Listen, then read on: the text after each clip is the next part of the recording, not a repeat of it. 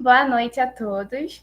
A gente está aqui na conferência Que Esse Diabo de Guerra Acabe é o que eu desejo. Escritores brasileiros na frente de combate. É uma honra para a gente aqui da Rural receber direto da Itália o professor Giorgio De Marx. E eu vou contar um pouquinho para vocês sobre ele, a mini bio dele. Doutor em Iberística pela Universidade de Bolonha, é professor titular de literatura portuguesa e brasileira no Departamento de Línguas, Literaturas e Culturas Estrangeiras, da Universidade de Roma III, que atualmente dirige e onde coordena as cátedras José Saramago e Agostinho Neto. No âmbito das suas investigações, escreveu livros e ensaios sobre o modernismo português e a literatura portuguesa e brasileira do século XIX. O interesse pela literatura contemporânea em língua portuguesa o levou a traduzir para italiano obras de autores angolanos, brasileiros, moçambicanos e portugueses. Atualmente está desenvolvendo uma investigação sobre escritores portugueses e brasileiros na Primeira e na Segunda Guerra Mundial. Então, muito obrigada, professor. Fique à vontade aqui na nossa Rural, nossa querida e amada Rural.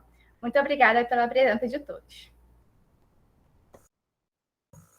Obrigado, Elizabeth, obrigado a todos vocês por estarem presentes nesta fala de hoje.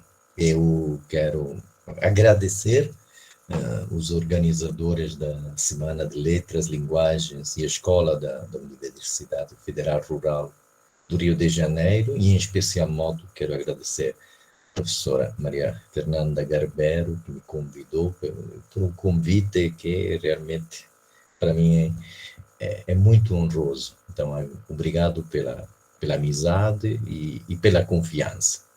Eu vi o programa destes dias que vocês estão tendo, e acho muito interessante, porque vi que na programação há um intenso diálogo com literatura clássica e também com, digamos, um diálogo entre mitos e contemporaneidade. E de alguma maneira, é algo que também pretendo, digamos, de alguma maneira, apresentar hoje. Vou pedir à professora Fernanda para projetar um pequeno PowerPoint que eu preparei, é muito elementar, e, bom, enfim, esse é o título, que esse diabo de guerra acabe, é o que eu desejo. Podemos passar, se não se importa, a primeira slide, porque gostaria de começar com uma citação tirada do romance El Monarca de las Sombras, do escritor espanhol Javier Cercas, que mesmo sendo um romance sobre memória e censura da Guerra Civil Espanhola, julgo que também encara a questão da guerra como experiência limite do ser humano e da sua representação artística. De alguma maneira, é como se fosse esse diálogo que aparece no romance de Cercas, falando desses dois quadros, a rendição de Breda e os fusilamentos del 3 de maio, nesse caso, de Goya. Peço-lhes para prestar alguma atenção, porque, de alguma maneira, essa questão entre uma representação mítica da guerra e uma representação que é antimítica da guerra é um pouco aquilo que pretendo mostrar através de outra guerra, de outros autores, no nosso caso, de escritores brasileiros. O que pretendo falar hoje com vocês é, de fato, falar de literatura sobre a guerra, de literatura bélica, mas não me vou deter sobre memorialística militar, os diários, livros de memórias, correspondências de praças ou oficiais que participaram no conflito, e estou falando da Segunda Guerra Mundial. Me interessa partilhar com vocês considerações sobre a experiência da guerra na obra de alguns escritores brasileiros que participaram, a vários títulos, na campanha de Itália com a Força Expedicionária Brasileira, a FEB, chamada. Portanto, não falarei de militares que escrevem, mesmo sendo esse corpus, sem dúvida, interessante, mas de como os escritores que foram testemunhas diretas do conflito narraram essa experiência. Nas palavras de Paul Fussell, olhar para a relação entre literatura e guerra para tentar entender um pouco do processo simultâneo e recíproco pelo qual a vida nutre com material a literatura e a literatura retorna o favor, conferindo formas à vida. Bom, como escreve Berta Waldman, a atuação dos pracinhas na Segunda Guerra Mundial é um tema que não alcançou a relevância que merece no âmbito dos estudos literários e acadêmicos de modo geral. Agora, o relativamente escasso interesse se deve, ao meu ver, a vários fatores, mas não deixará de ter alguma incidência, como lembra um desses escritores que participaram na guerra, Boris Schneiderman, veterano da FEB. Bom, não deixará de ter alguma incidência a ambiguidade ideológica sobre a participação do Brasil na Segunda Guerra Mundial. E acho que podemos passar às slides seguintes, onde encontram duas citações, uma de dois escritores brasileiros que participaram de uma maneira diferente, um como militar, outro como jornalista, Boris Schneiderman e Rubem Braga. Enfim, ambos falam nesta citação da ambiguidade ideológica sobre a participação do Brasil na Segunda Guerra Mundial e o consequente mito bélico criado no pós-guerra, mito bélico de uma imediata adesão popular à luta getulista contra o nazifascismo. Podem ver ali, querer que a mesma pessoa ouvisse as arengas pro eixo e depois aceitasse tranquilamente ir lutar a favor dos aliados é querer muito do pobre ser humano, escreve Schneider. Falando de quê? Do fato que a maioria dos militares, dos praças, que iam para a frente de combate, de fato, não sabiam por quê.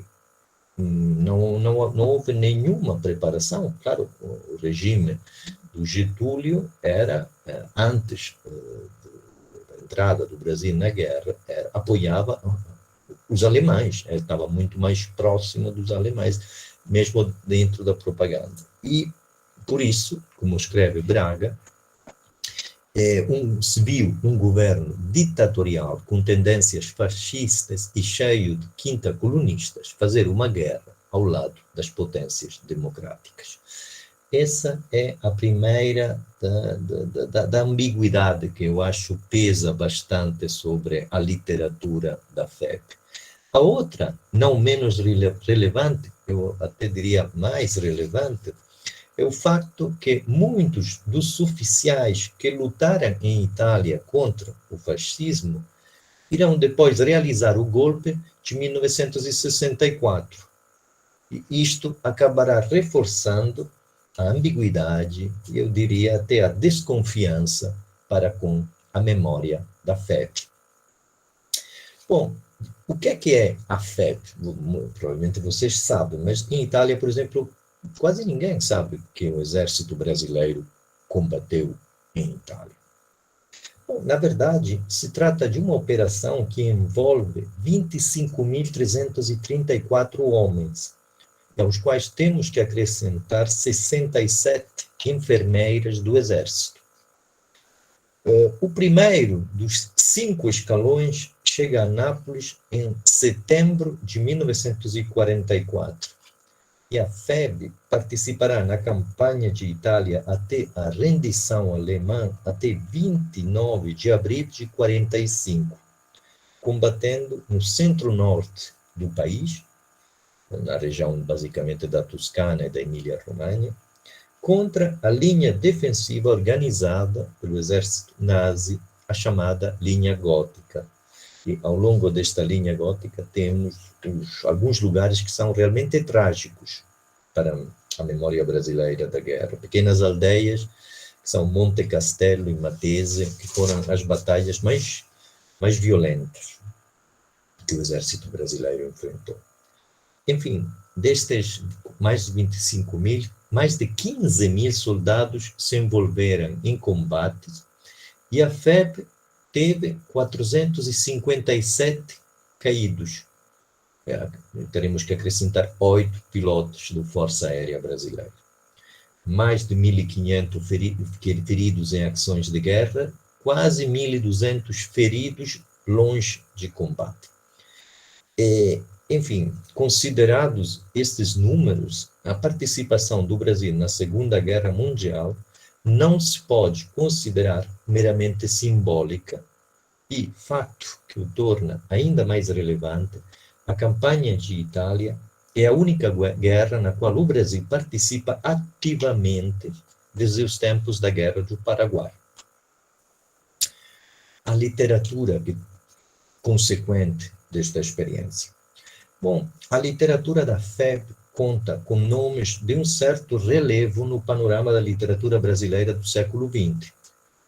Jornalistas, temos que lembrar as reportagens de Egídio Squeff, Raul Brandão, o único jornalista que participou como jornalista na Primeira e na Segunda Guerra Mundial, Joel Silveira e, sobretudo, Rubem Braga para o Diário Carioca, que escreveram para os jornais brasileiros extraordinárias crônicas, sobretudo as crônicas de Rubem Braga e Joel Silveira. Extraordinárias crônicas e reportagens, apesar das muitas limitações impostas pela censura militar, mais tarde reunidas em volume e que constituem a vertente jornalística dessa produção literária. A estes textos se poderão acrescentar os contos que um jovem Celso Furtado, o economista, reúne no seu livro de estreia de 1946, titulado Contos da Vida Expedicionária, de Nápoles a Paris.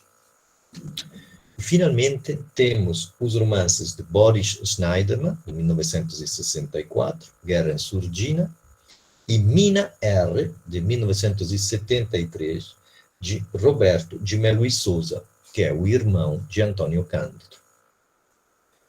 Tendo em conta que a Semana de Letras, Linguagens e Escola presta homenagem a Clarice Lispector, eu não resisto à tentação de acrescentar aos corpos também as cartas que Clarice escreve desde Nápoles e desde Roma, em especial modo às irmãs Elisa e Tânia. Peço a Fernando, por favor, de passar para a slide. Assim, tem, digamos, o corpus, repito, só de escritores, não de simplesmente de autores de memórias. Eu considero exclusivamente a vertente literária desta representação da guerra. Bom, eu devo, de fato, a uma carta enviada à irmã Elisa a 7 de janeiro de 45, o título da minha palestra de hoje, a Carta de Clarice, e devo à leitura desta correspondência clariciana passagens absolutamente reveladoras de uma profunda compreensão para com a situação de degradação moral da cidade de Nápoles nos últimos meses da guerra. Clarice escreve breves frases absolutamente iluminadoras sobre, enfim, sobre a situação de Nápoles enfim, que ela, a determinada altura, escreve: nem tudo é culpa da guerra, esperemos que com o tempo de paz se faça algo para esta cidade. Então, realmente é uma correspondência longe da frente, mas nem tanto, porque é bom lembrar que Clarice, que, como sabem, estava em Itália devido ao cargo diplomático do marido no consulado brasileiro em Nápoles, colaborou voluntariamente com a força expedicionária, inicialmente como datilógrafa do coronel Júlio de Moraes, e, a seguir, prestando serviço social na secção brasileira de hospitalização, recebendo, pelo seu desempenho voluntário, a 17 de abril de 1945, um elogio oficial por parte do coronel médico Sete Ramalho, chefe desta secção de hospitalização militar. Mas a pergunta é: como se narra uma guerra? Em que termos descrever a experiência incompreensível, assustadora e traumática da frente de combate? Uma experiência que o filósofo Jan Patočka considera a experiência da ausência de sentido e de um terror insuportável, o absurdo par excellence, a demonstração ad oculos que o mundo está plenamente maduro para o seu próprio desaparecimento. Bom, em 1986, ao apresentar o filme Platoon, não sei se terá o mesmo título no Brasil, Platão não pode ser, enfim, mas era Platoon. O diretor Oliver Stone sugeriu uma interessante classificação acerca da filmografia sobre a Guerra do Vietnã. Primeiro, os diretores que nunca tinham estado no suleste da Ásia e que, portanto, se tinham limitado a projetar sobre o Vietnã os próprios fantasmas pessoais. O Apocalipse Now, de Francis Ford Coppola, ou O Caçador, de Michael Cimino. Segundo tipo, os filmes que associavam ao Vietnã a uma ideia convencional e absolutamente falsa de heroísmo, realizados por diretores que nunca tinham estado na guerra, mas achavam, pelo menos pensavam, que teriam gostado imenso de entrar nessa guerra. Rambo, de Sylvester Stallone, ou The Green Berets, de John Wayne. E, finalmente, os filmes dos que tinham experimentado o inferno vietnamita, e Platoon era um dos filmes realizados por alguém que tinha combatido em Da Nang. Bom, uma classificação análoga se poderia propor para a literatura sobre a Segunda Guerra Mundial. E entre todas as obras escritas por autores que vivenciaram a dureza da linha gótica, sem dúvida, o texto mais interessante é, ao meu ver, o romance autobiográfico de Boris Schneiderman, Guerra em Surdina, obra que considero um dos mais interessantes exemplos, em absoluto, de literatura de guerra, de literatura bélica sobre a Segunda Guerra Mundial. Realmente, se tiverem a possibilidade, leiam, porque se trata de um extraordinário romance brasileiro sobre a guerra e sobre o trauma. Além de ser um dos principais tradutores, um intelectual, tradutor da literatura russa para português, professor da USP, o autor, como brasileiro naturalizado, ucraniano de nascimento, participou no conflito, sendo incorporado à Força Expedicionária Brasileira como terceiro sargento do 2º Grupo de Artilharia, e combateu na frente em Itália desde 16 de julho de 1944 até 8 de maio de 45. Bom, sugiro, porém, uma abordagem indireta hoje ao romance de Schneiderman. Eu sugiro ler Schneiderman a partir das reflexões sobre a guerra de duas filósofas irregulares, duas pensadoras que, para fugir à perseguição nazi, cruzaram o Atlântico em sentido inverso, a caminho dos Estados Unidos, pouco antes que Schneiderman viajasse do Brasil para combater em Itália. Sugiro tentar ler Boris Schneiderman através das considerações das palavras de Simone Weil e Rachel Bespalov. E julgo de algum interesse cruzar estas biografias, estes olhares sobre a mesma tragédia, a partir de experiências diferentes, mas com vários pontos de contato. Brevemente, Simone Weil publica entre 40 e 41, sob pseudônimo, na revista de Marselha Cahiers du Sud, o ensaio A Ilíada ou o Poema da Força. E se trata de uma das poucas obras que Simone Weil publica na sua vida. Curiosamente, nessa altura, outra pensadora de origem judia, Rachel Bespalov, desde 1939 estava trabalhando no seu segundo livro, uma análise da mesma epopeia homérica, que publicará em francês, em 1943, com o título Sobre a Ilíada. As duas não se conhecem e não se conhecerão nunca. A primeira nasceu em 1909 em Paris, a segunda na Ucrânia, em 1895, mas transferindo-se, porém, a Paris em 1915. Então, basicamente, a infância delas é em Paris. E não surpreende que estas duas pensadoras dediquem os anos mais violentos do conflito na Europa para interrogar o tema da violência numa obra que consideram seminal para a cultura ocidental, a Ilíada, o poema da guerra, por excelência. O que os surpreende é que o façam sem saber nada uma da outra, ignorando-se, apesar das muitas coincidências biográficas. Em 1938, Rachel é internada na mesma clínica suíça para doenças nervosas onde tinha sido internada Simone Weil o ano anterior. E na Suíça, ambas visitam a mesma exposição de um pintor de que já falamos, Goya. Em 1942, em maio, sendo ambas judias sob a ameaça da Gestapo, as duas se refugiam em Marselha, onde partirão no mesmo verão à volta dos Estados Unidos.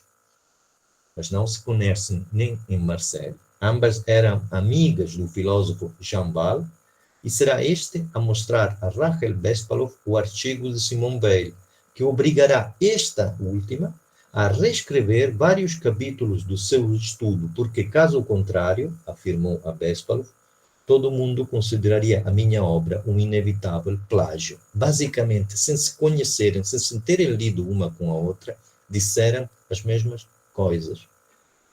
Simone Weil nunca chegou a conhecer Rachel Bespalov, que saiba, nunca leu uma linha dele. Em 1943, como Simone Weil morre de tuberculose num hospital inglês, mas a sua decisão de reduzir ao mínimo a sua alimentação para não sofrer menos de quem, nessa altura, morria de fome na Europa, tornou impossível qualquer tipo de cura, e há quem considere isso um suicídio. Em 1949, Rachel Bespalov se suicida nos Estados Unidos. Então, são realmente duas biografias paralelas, impressionantemente paralelas. Vou tentar resumir a leitura que estas duas pensadoras fazem do poema de Homero para interpretar a sua contemporaneidade. Nesse sentido, eu falava que, bom, eu também me insiro nestes tantos diálogos que há entre contemporaneidade e literatura clássica. No meu caso, ler Boris Schneiderman através da Ilíada, mas a Ilíada assim como foi interpretada por Bespalov e Simone Weil. Temos que começar com duas citações, e peço, por favor, de mudar de slide. À esquerda é de Bespalov e à direita de Simone Weil. Peço desculpa, a tradução de Bespalov é minha, então pode ser que encontre um português um pouco esquisito. Eu fiz o que é possível para torná-lo pelo menos compreensível. A guerra consome as diferenças até a humilhação total. E o vencedor se parece com todos os vencedores, o vencido com todos os vencidos. E do outro lado, a Simone Weil sabia os ouvintes da Ilíada sabiam que a morte de Heitor devia dar uma alegria breve a Aquiles, e a morte de Aquiles uma alegria breve aos troianos, e o aniquilamento de Troia uma alegria breve aos aqueus. O vencido é uma causa de infelicidade para o vencedor, como o vencedor o é para o vencido. Basicamente, ambas dizem que existe algo que torna iguais todos os combatentes. Ao fim e ao cabo, todos eles são igualmente vítimas num campo de batalha. Como é possível esta afinidade entre exércitos e heróis que se combatem durante 10 anos a fio? Bom, é importante esclarecer que não se trata absolutamente de nenhum tipo de relativismo ideológico. Tanto para Simone Weil e para Rachel Bespalov, não havia nenhuma possibilidade de confusão entre as forças do eixo, o nazifascismo, e os aliados. Não estão dizendo isso. Aliás, há escritos claríssimos de Simone Weil acerca do fato que se trata de uma guerra justa, onde não há nenhuma confusão. Mas, mesmo assim, o que acham é que, no campo de batalha, não, todos os soldados são iguais. E peço para passar para a seguinte citação de Simone Weil, porque aqui encontramos que o verdadeiro herói, o verdadeiro assunto, o centro da Ilíada é a força. A força é diante da qual a carne dos homens se contrai. A força, e ali é a parte que passei para vermelho, para que possam identificar pelo menos uma passagem que me parece mais relevante. A força é aquilo que transforma quem quer que lhe seja submetido em uma coisa.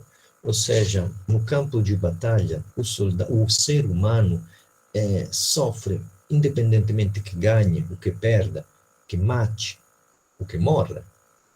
Um processo de reificação, se torna algo que já não pertence, como também dirão ambas as filósofas, ao reino dos vivos, se torna uma coisa inerte.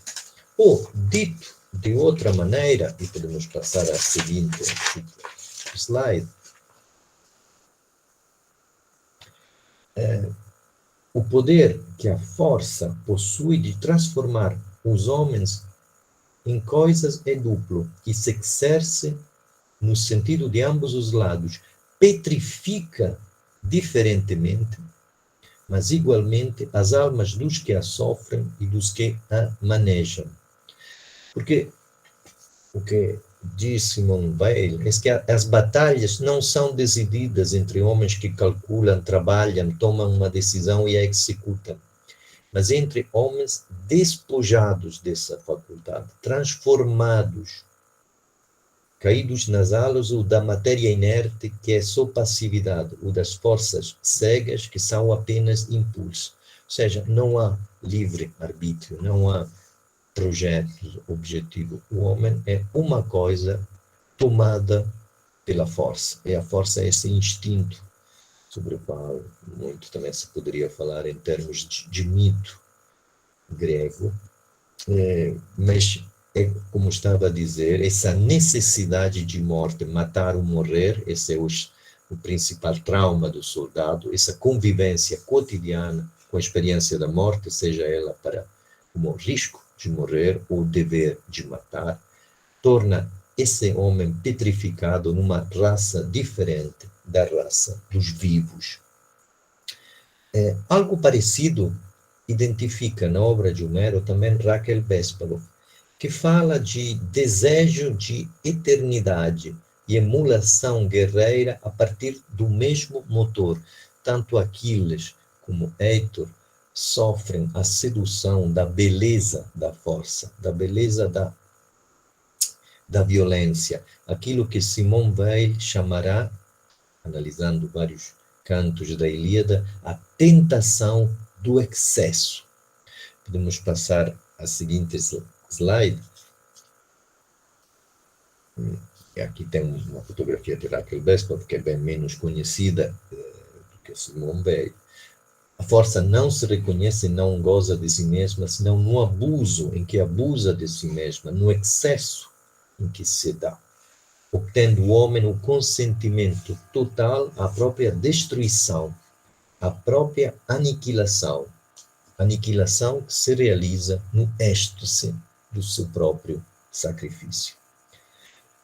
Ou seja, na guerra, e a guerra de Troia é a guerra, ninguém resiste ao império, ao domínio da força. Podemos passar a mais uma slide para que tenha. Não há um só homem que não seja, em algum momento, a curvar-se sob a força. Simone Weil diz isso claramente. Aquiles, o mais forte de todos os heróis, é o menos livre de todos. Está obrigado a prestar ao culto da força. E da mesma maneira, nunca o herói se mantém acima da condição humana. Não há nada em Heitor, coragem, nobreza, sabedoria, que não se encontre sujeito à guerra, à força e sujado pela guerra. Ambos, enfim, são vítimas.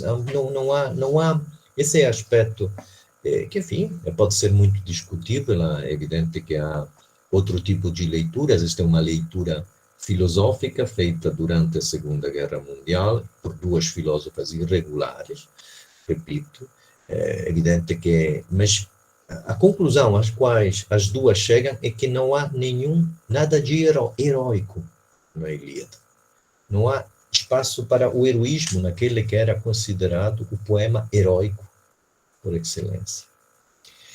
Quem é escravo da força avança e é incapaz de parar, de desistir e de pensar, nem que seja durante um instante naquilo que está fazendo. E por isso os soldados combatem com tanta dureza, como loucos, agem com irrefrenável violência e até esquecem a razão pela qual estão causando tanto sofrimento, estão fazendo tanta violência. Helena já não interessa. A destruição de Troia não chega. Aquiles, o herói invencível, que encarna o jogo da guerra, uma violência que até espanta os deuses pelo seu excesso, é perenemente insatisfeito, o que nos revela a tristeza dos escravos da força. Escreve Bespalov, numa das passagens mais interessantes, onde analisa o encontro entre Príamo, o pai de Heitor, e Aquiles, para que Príamo devolva ao homicida do filho o corpo. Aquiles, Príamo implora o homem que matou seu filho que lhe devolva o cadáver. Provavelmente uma das páginas mais comovedoras da literatura.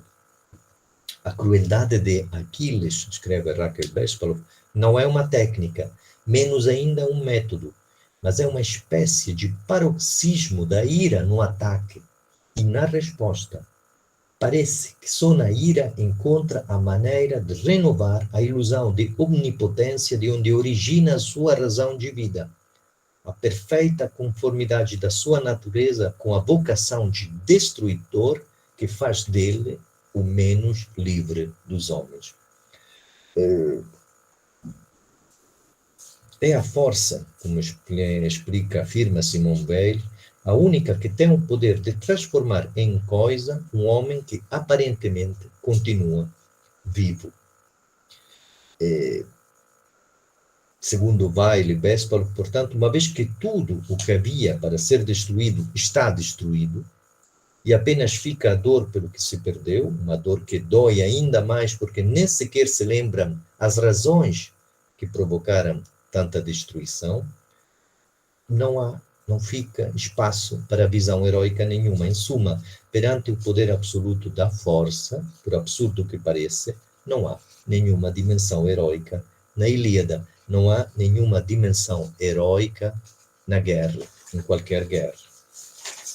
E já passo para a última parte, o romance de Boris Schneiderman. Agora, o romance de Boris Schneiderman é, deste ponto de vista, uma anti-mitologia da guerra. E é muito diferente da interpretação da FEB, da experiência da FEB, proposta por Rubem Braga, com quem partilhava absolutamente uma visão ideológica. Só que Rubem Braga, enfim, como cito uma crônica dele de dezembro de 44, de Rubem Braga, tinha orgulho de ver os cablocos brasileiros trabucando na Toscana pela libertação do mundo. E tudo isso, Schneiderman diz, é falso, é mitologia. Os cablocos brasileiros não faziam a mínima ideia que estavam combatendo para a libertação do mundo. Ele teve essa experiência com os seus companheiros na frente de combate. E Schneiderman afirma, Braga escreveu um documento impressionante sobre os extremos da barbárie. As suas crônicas se caracterizam pelo lirismo e pela sua identificação profunda com o nosso homem do povo. Ele, Rubem Braga, mostra a FEB como parte de uma ação mais vasta, a luta contra o fascismo em escala mundial. Mas é verdade, escreve Schneiderman, que Rubem Braga estava imbuído de mentalidade antifascista e antigetulista, e tudo o que ele escreveu ficou marcado por esta convicção profunda. O leitor de sua obra acaba vendo naqueles homens verdadeiros lutadores antifascistas que parecem plenamente cientes da importância dessa tarefa. No entanto, diz Schneiderman, a realidade foi outra. E nesse sentido, ele agora apresenta uma antimitografia da FEB. A grande maioria, escreve no livro, não sabia por que e para que estava na Itália, depois de deixar o país submetido à feroz ditadura do Estado Novo, a fim agora de defender a democracia sobre a neve e o gelo nas montanhas italianas. Não há ódio contra o inimigo. Quase ninguém sabe por que e para que vai ser obrigado a lutar. Até, enfim, ele relata que os soldados estão convencidos que foram vendidos aos Estados Unidos pelo ministro da guerra, não por Getúlio. A guerra em surdina, então, é a guerra longe da ênfase da mitografia, é a guerra sem heroicidade, é o romance da força, nos termos indicados por Raquel Bespalov e por Simone Weil. Em Schneiderman, além da absoluta indiferença dos soldados para com as razões ideológicas de guerra, o que me parece mais interessante é precisamente que ele apresenta esse processo de reificação dos soldados na frente. O soldado, como Héctor e Aquiles, o soldado da FEB, sob o domínio da força. O autor da Guerra em Surdina, por exemplo, e aqui tem esta citação, apesar da sua vulgar cultura, durante a campanha de Itália se mostra absolutamente cego, indiferente perante o passado monumental italiano, que, pelo contrário, é enaltecido em várias crônicas de Rubem Braga. É curioso porque apenas quando acaba a guerra é como se Schneiderman começasse a ver Itália, começasse a ver as belezas da Itália, vai para Parma visitar uma igreja, descreve um fresco. Até esse momento, ele vai para Roma e no Fórum Romano e no Coliseu. Eu não quero saber da história antiga, neste momento não quero também saber de arte. O jeito é continuar nesta vida de conquistador de um país, nesta solidão de soldado vitorioso.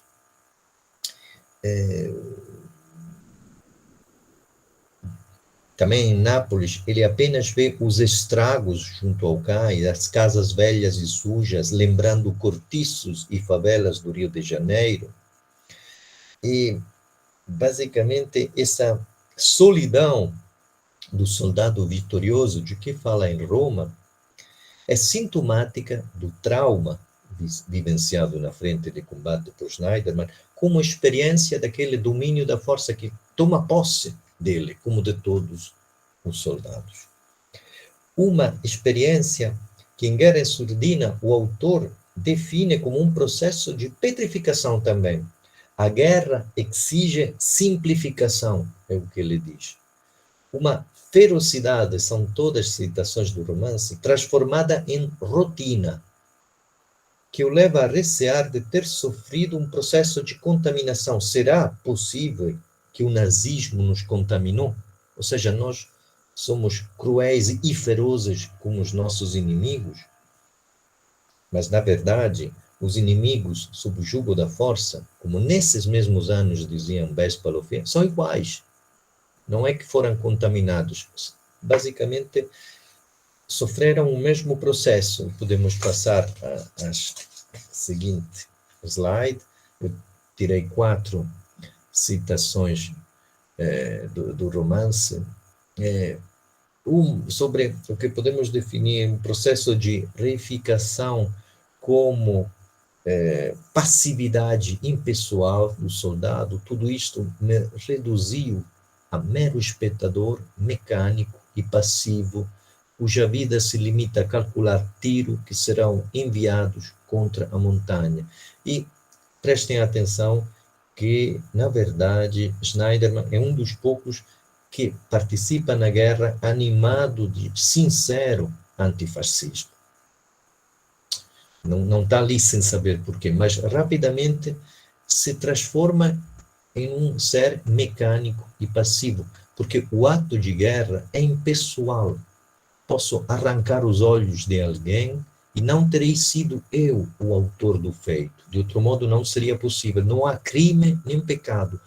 Todos os pecados já estão resgatados de antemão.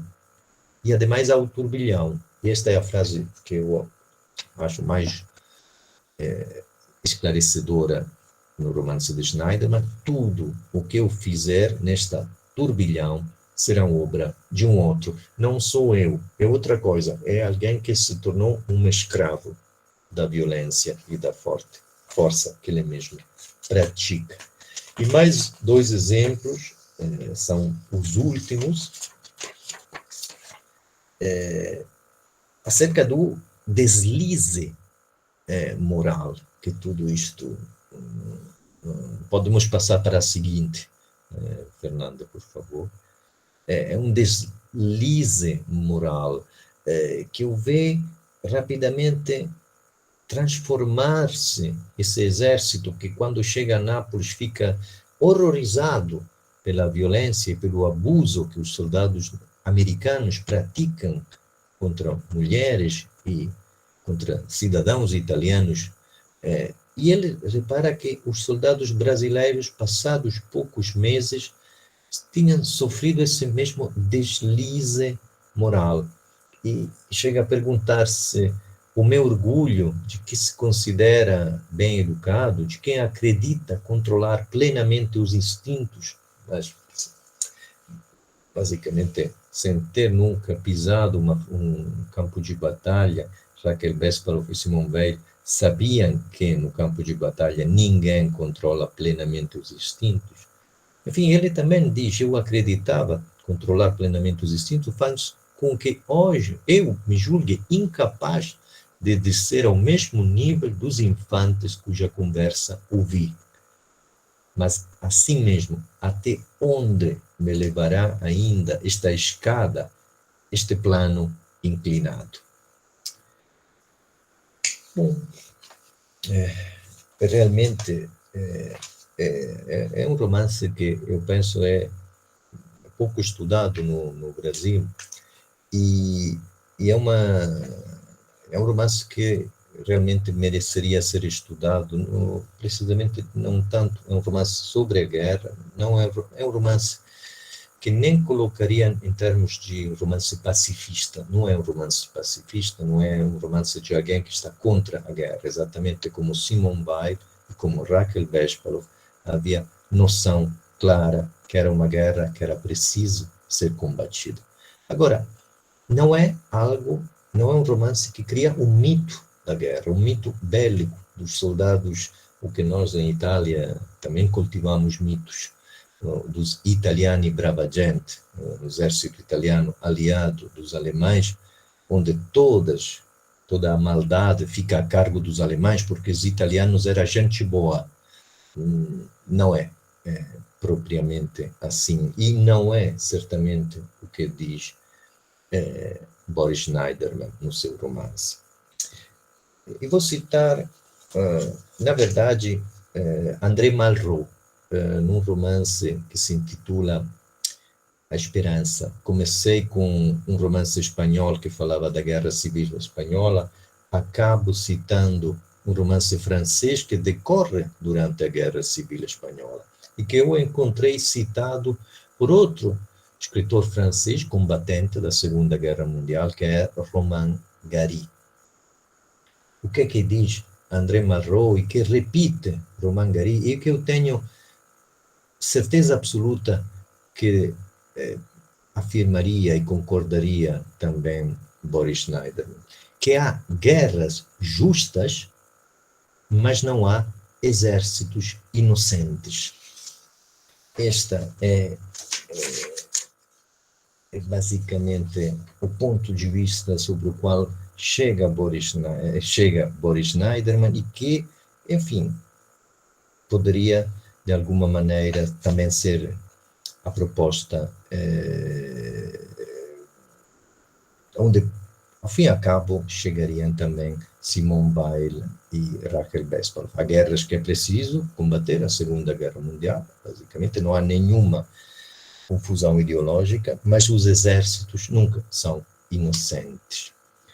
Porque, apesar das carências de ideias, essa confusão ideológica dos soldados brasileiros que não sabiam porque combatiam na Itália, não queriam ir para a Itália combater, achavam que tinham sido vendidos, esses mesmos soldados resmungões, diz Boris Schneiderman, que consideravam a participação na guerra um arranjo vergonhoso de Osvaldo Aranha, que os vendera aos Estados Unidos, escreve Boris Schneiderman, se tornaram tremendamente eficazes,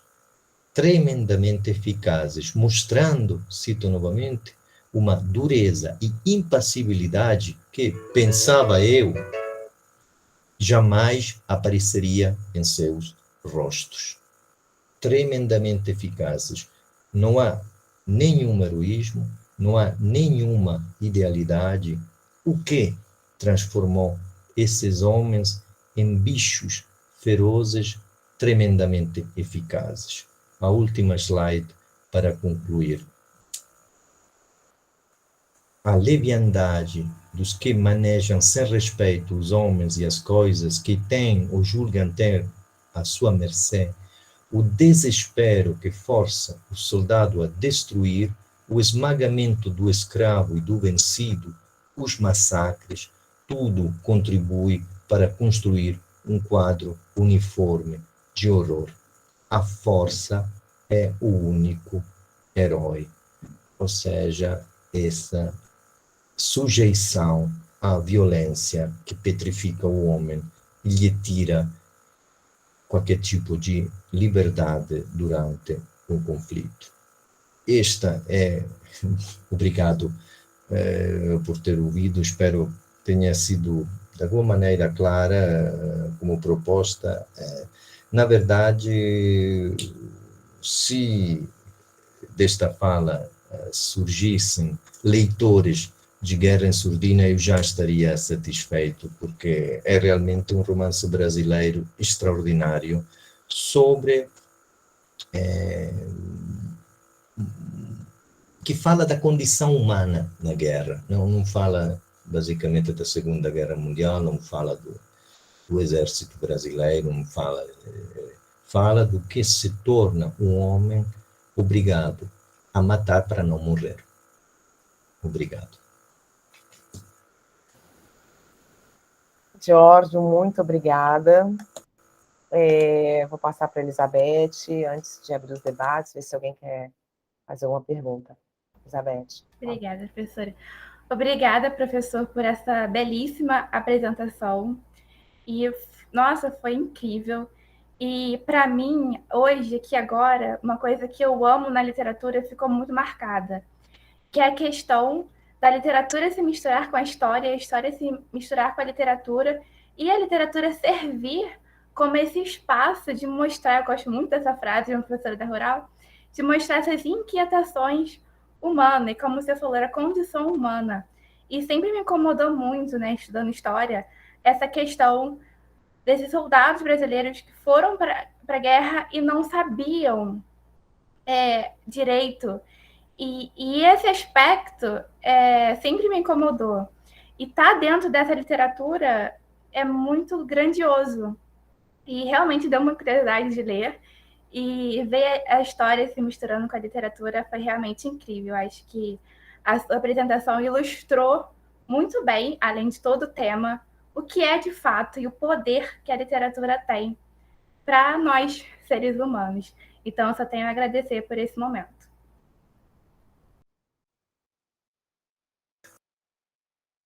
Professora? Estou a Pode ir. tentar abrir o microfone. Elizabeth, obrigado. Você é Que muito, isso? muito generosa. Mas, sim, de fato, eu, por razões enfim, ligadas à minha linha de investigação, que estou tentando levar para frente nestes anos, li bastante literatura, escritores, obras de escritores que enfim, participaram a vários títulos nas duas guerras, e garanto que a sinceridade, que não chega porque não chega a ser gosto da degradação humana, há uma compaixão enorme de Boris Schneiderman, do autor, para todos os envolvidos nesse conflito. Realmente, não, nem sei se... Mas há um diálogo que, enfim, fortíssimo. Eu duvido que em 64, não sei, claro, Boris Schneiderman poderia ter lido certamente Simone Weil, mas penso que me interessa menos que se tenha lido, que ele tenha lido Simone Weil. Interessa mais que basicamente as duas filósofas tenham chegado a perceber claramente aquilo que estava a passar em todas as frentes da Segunda Guerra Mundial, olhando para o epos homérico. Porque também é isso, é olhar, sentir a necessidade em plena Segunda Guerra Mundial de procurar, estava falando dessa relação entre literatura e histórica, indo para a origem dessa relação, procurando Aquiles e Heitor na Normandia, na frente russa, na Itália, ou seja, é igual, está tudo lá. E, de fato, é uma leitura do poema homérico das duas, sem dúvida, o ensaio de Simone Weil, a meu ver, tem uma profundeza maior, enfim, mas o que também não deixa de chamar a atenção que duas pessoas que não se conhecem, que mesmo assim seguem caminhos paralelos, em alguns casos extremamente próximos, na mesma altura, começam a trabalhar na Ilíada e veem as mesmas coisas. Eu queria fazer um comentário, Jorge, que eu não conhecia a Bespalov, e eu fiquei realmente encantada com essa leitura que você fez, né? E quando você fala da Ilíada, trazendo, né, tirando, mostrando assim nas filósofas o questionamento que Aquiles, né, faz no canto 12, não, no canto 11 da Odisseia, né, que questiona o valor da guerra. A gente tem um questionamento de valor da guerra ali, né, e depois a gente vai ter nos Lusíadas também, né, no Velho do Restelo, né, esse questionamento que está aí. Né? Bom, eu não vou falar porque, sim, eu vou deixar para que as pessoas falem. Eu fiquei encantada, como eu sabia que ia ser, não me surpreendeu, porque eu sabia que ia ser belíssimo, tá? E eu vou passar para o Edson Martins, que está aqui, quer fazer um comentário também, quer fazer um comentário com você. Edson? Ele estava aqui, o problema é que está chovendo muito em Viçosa, ele está com a internet super instável, ele me avisou aqui que acho que a luz tinha caído. Bom. Elizabeth, você tem como ver para mim se o Edson está aí? Ele está, mas de repente está travado para ele. Deve estar travado, ele estava com problema na internet. Bom, enfim, enquanto ele está aqui, nesse vai, não vai, mas é porque está instável. Alguém quer fazer alguma pergunta? A gente aproveita agora.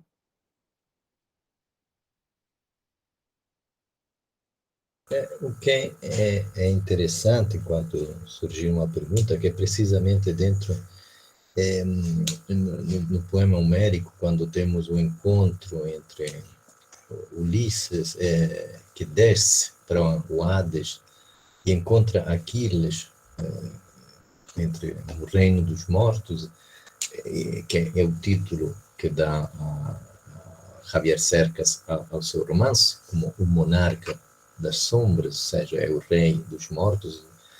E basicamente o que temos é Aquiles que trocaria a sua bela morte, a sua morte que o tornou imortal, por uma vida de escravo. Então é interessante porque esse mesmo ideal heróico que é próprio, enfim, dos poemas homéricos, é questionado pelo mesmo poema homérico, ou seja, é o mesmo Aquiles que encarna o ideal heróico, o extremo do ideal heróico, o homem que morre precisamente para se tornar imortal, que trocaria essa imortalidade guerreira e póstuma por uma vida de escravo. Nesse sentido, há vários também enfim, as leituras que são todas cheias de citações, tanto da Simone Weil e da Raquel Bespov. Eu não sei se Raquel Bespov, espero que sim, que tenha uma tradução para português, procurem, se não, sugiro, encontram uma editora que traduza e publique esse pequeno ensaio, porque realmente merece. Acho que o Edson regressou.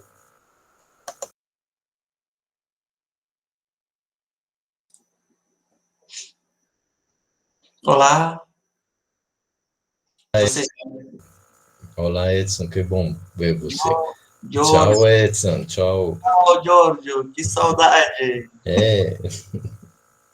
Olha, satisfação enorme te rever aqui. Quanto tempo, não é? Agradecer a Nanda mais uma vez por fazer esse nosso encontro. Peço desculpas, mas eu estava numa aula anterior, cheguei meio atrasado e parece que a força do pouco que eu peguei da sua fala, muito reflexiva e muito pungente, eu fiquei emocionado aqui em alguns momentos, mas a parte filosófica, né, é o condicionante do trecho que eu consegui ouvir, mas parece que os deuses estão usando da força, porque eu tive 2 quedas aqui de energia por conta da chuva. Espero que não caia, isso aqui está mais para a Odisseia do que para Ulisses, para Ilíada, que você tanto emulou aí na sua fala, e não é bem uma pergunta. Na verdade, quando você fez a referência a Platum e Apocalipse Now e a outros filmes, enquanto você fazia uma leitura de um trecho, me parece que era da Simone Weil, não sei, me corrija se eu estiver errado pelo problema que eu tive aqui da continuidade, mas, enfim, enquanto você fazia a leitura e analisava, nas suas palavras, a célebre cena de um dos excessos de Aquiles na Ilíada, aquela da violência contra o cadáver de Heitor, me veio à mente, nessas relações entre cinema e literatura que tem me ocupado, me preocupado, no sentido etimológico, do preocupado, que a adaptação filmográfica também que o Wolfgang Petersen faz, né, de Troia, optou por não trazer para a tela essa violência que causou tanto espanto pelo seu excesso aos próprios deuses. Então, enquanto você ia lendo, eu pude aqui acompanhar a sua reflexão, esse horror da guerra, né, como tema, e a sua força excessiva, ela, ao mesmo tempo que estava aqui na minha leitura, me levou a essa especulação na relação entre as artes, de que nesta cena da adaptação cinematográfica, simplesmente nós não fomos dados ao prazer ou ao desprazer de vê-la. Então, é só a constatação de uma leitura aqui em Interartes, que a sua fala me promoveu, e não sei se você também quer comentar isso, mas a pergunta provocativa talvez seria: nós não estamos preparados para ver, testemunhar com os olhos essa cegueira que a guerra causa? A literatura é um subterfúgio para a gente imaginar, e de uma forma talvez menos confrontativa, que o teatro e o cinema nos fazem pensar isso? Não sei. Me ocorreu isso aqui. Obrigado, Exxon. É certo. Quer dizer, é verdade, quantas saudades, quantos amigos no encontro de hoje que não via há tanto tempo. Realmente estou com muita vontade de matar saudades. Né? Eu pensava uma coisa, não há nos últimos conflitos, né?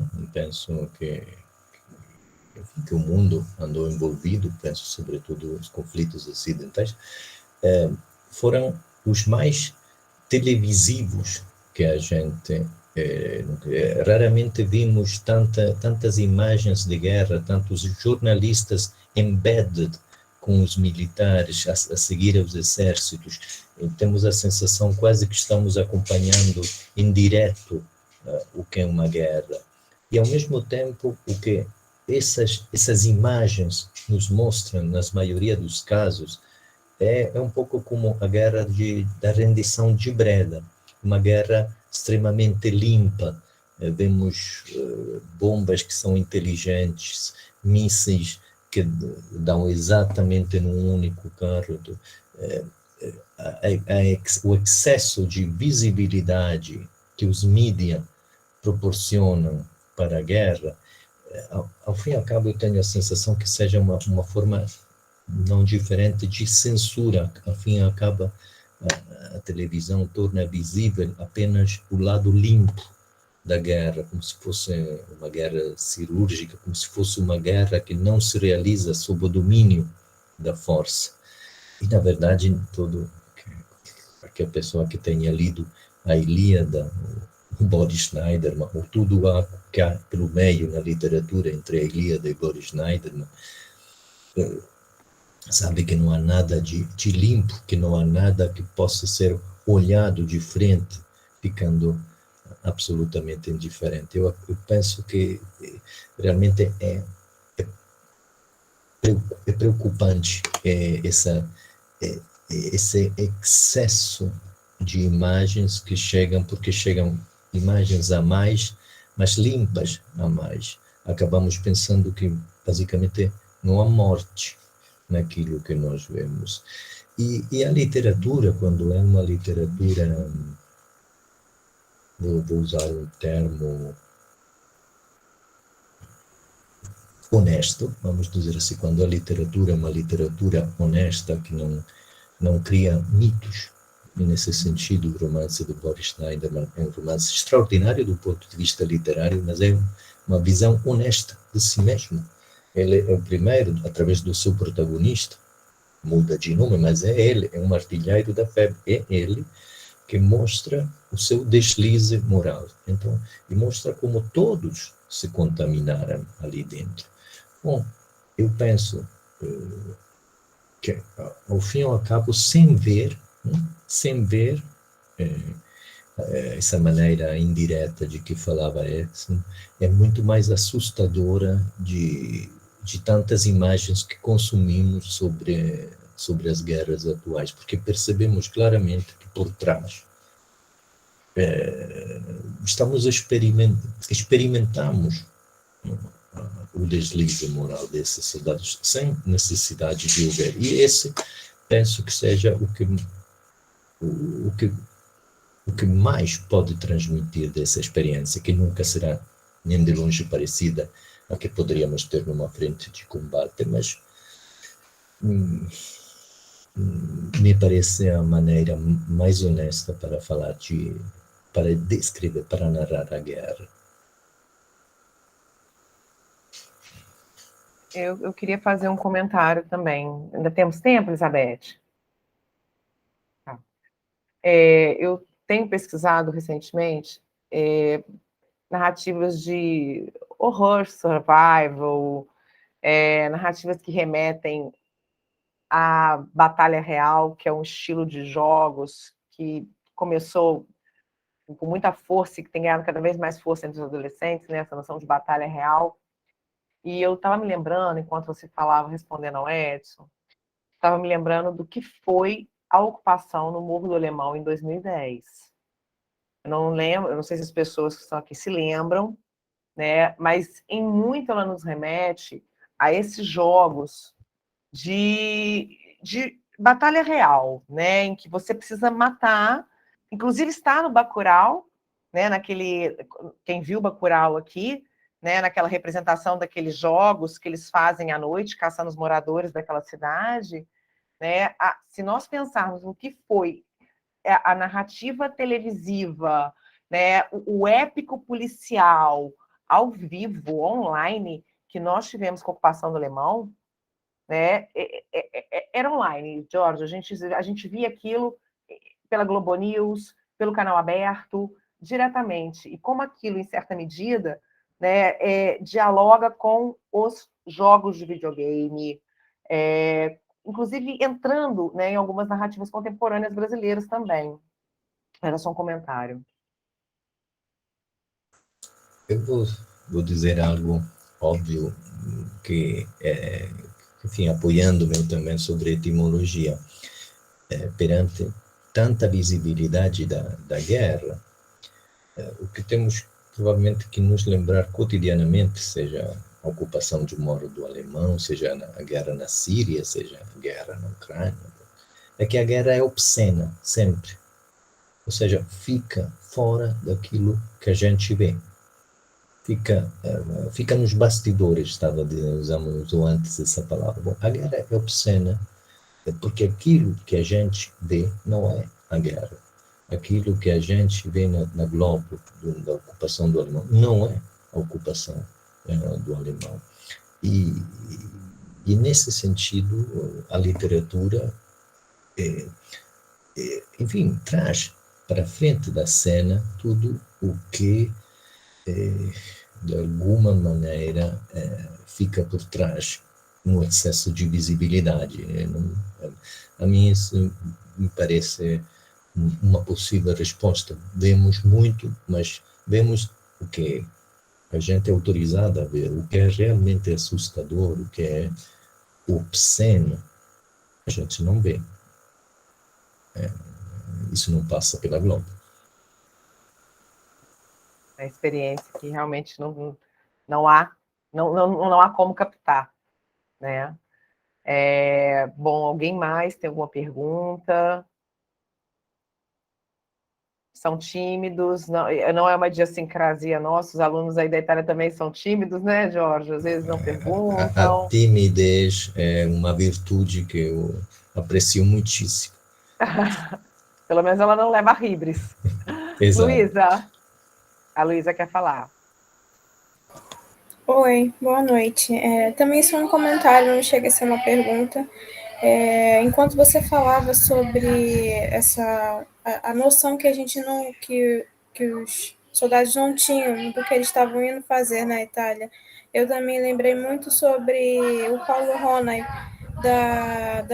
uma autobiografia dele que eu tenho lido, que ele conta, ele veio para o Brasil, né, fugindo da guerra, ele era judeu, e essa perspectiva de que daqui da gente não tinha nenhuma ideia do que estava acontecendo, assim, chega a ser, na minha cabeça, assim, igual como a Elizabeth disse, quando a gente tinha esse assunto nas aulas de história, a gente ficava muito confuso, porque ao mesmo tempo que a gente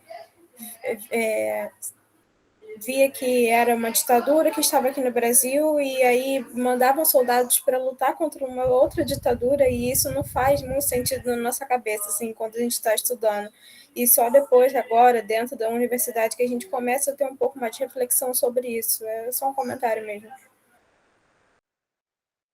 E é exatamente aquilo de que fala o romance, e aquilo que basicamente não quer ver o Rubem Braga, porque idealiza bastante, né? Como diz o Schneider. O Rubem Braga quer ver os pracinhas brasileiros cientes da sua luta pela liberdade no mundo. E, na verdade, era impossível. Era uma citação que passei antes, ou seja, querer que a mesma pessoa ouvisse as arengas pro eixo, que isso é que era Getúlio antes, e depois aceitasse tranquilamente ir lutar a favor dos aliados, é querer muito do pobre ser humano.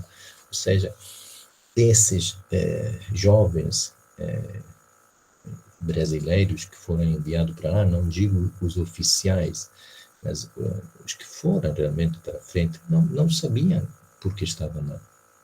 E muitos deles, no começo, nem sabiam que estavam na Itália. Quando chegaram, pensavam que iam ir para o norte de África, não que iam para a Itália.